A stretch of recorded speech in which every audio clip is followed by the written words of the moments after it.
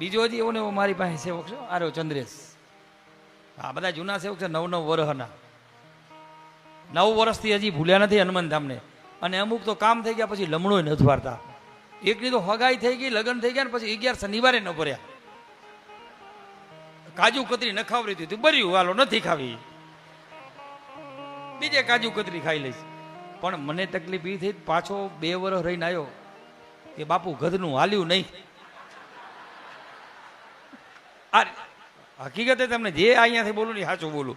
એ કે બાપુ હાલ્યું નહીં. મેં કીધું તમે કેટલા શનિવાર અંદરથી માન્યા હતા? મેં તો કહેતો નથી. અને જો ભાઈ હું ખાસ બધાને કહી દઉં, હું કોઈને નથી કહેતો તમે આટલા શનિવાર અંદરથી હનુમાનજી સામે ઉભા તમને હનુમાનજી કહે ને કે 11 આવ કે 21 આવ 51 આવ કે હમુરાય નગણ તું આ ગૌતમને ઘોડે આયા રાખ,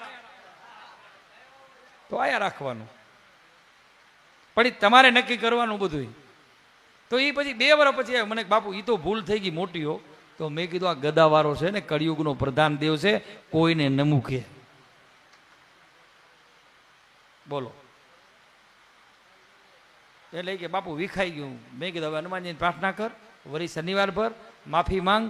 આ તો બડો દેવ બજરંગ સભી કા કાજ સુધારે, બડો દેવ બજરંગ જિનકે ઘર હોય ઉજાલા. આ ઈ છે, આના કરીને નમી જાતું. અને પછી તો વળી નારિયેલ વધેર્યા, શનિવાર ભર્યા, મને થોડાક દી મારી સેવા કરી, અત્યારે હવે કરે છે. એ કે બાપુ હવે સારું ઠેકાણું જડી ગયું. તો હવે ઠેકાણે રહ્યો એમ. એટલે તમે જે અહીંયા આવો છો એ તમારી શ્રદ્ધા સાથે આવો છો, તમારા વિશ્વાસ સાથે આવો છો.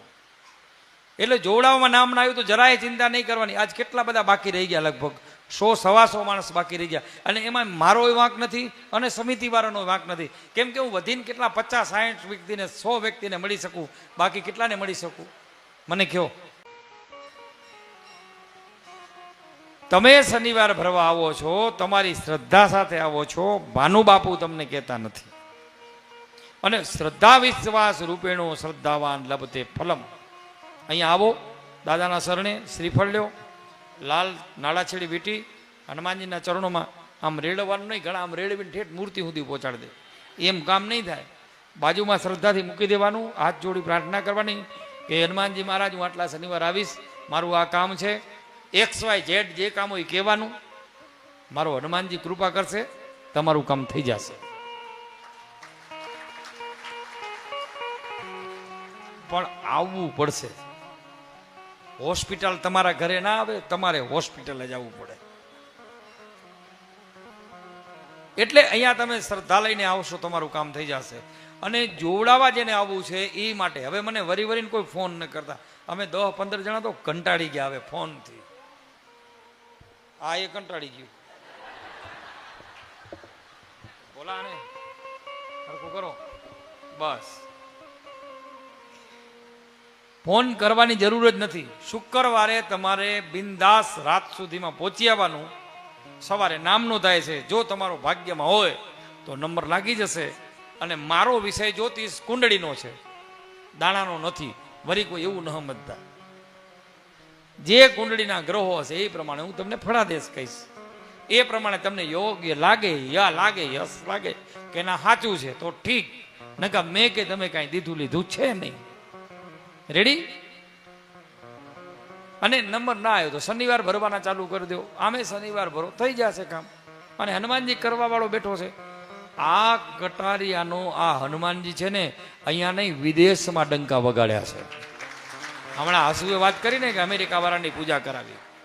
અમેરિકામાં રહે છે ને હર મહિને અહીંયા એ પૂજા કરાવે છે, હર મહિને. એ કે બાપુ મેરા ધંધા ઇતના ચલતા હૈ કે ઉસકી બાત છોડ દો.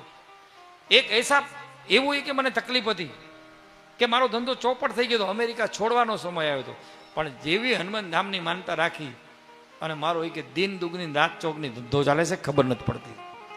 અને એ વ્યક્તિ હર મહિને પૂજા કરાવે. હું ત્યારે અમદાવાદથી રિટર્ન વર્યો હતો, મને ભૂદેવનો ફોન આવ્યો ને કે ફૂલના હાર નથી આવ્યા. મેં કીધું હળવદ આવે છે ને, હસુ કરે કામ આવશે. રાત્રે ફોન કર્યો, હસુ કરે છો? હા, ફૂલની લાઈન મને દઈ જા, મારે સવારે પૂજા ચાલુ થાય, રાતે 12 વાગે ક્યાં ફૂલવાળાને ઉઠાડવું. એટલે એવી હું સેવા લઉં મારા સેવકોની, મને યાદમાં હોય તો. મારે અમદાવાદ કરે રાત રોકાણ કરવાનું હોય તો મારા વાસુભાઈ છે અથવા તો મારા શાંતિલાલ છે, તરત કહી દઉં ભાઈ વ્યવસ્થા કરો મારી. વગર પધરામણી થઈ જાય. અને અમુક 5-5 વર્ષથી પધરામણી દખલ છે તોય વારો નથી આવતો. બોલો. એટલે તમે શ્રદ્ધાથી બસ અહીંયા શનિવાર ભરો. આમાં કાંઈ મોહ ન રાખો, મોહ મારા હનુમાનજીમાં રાખો.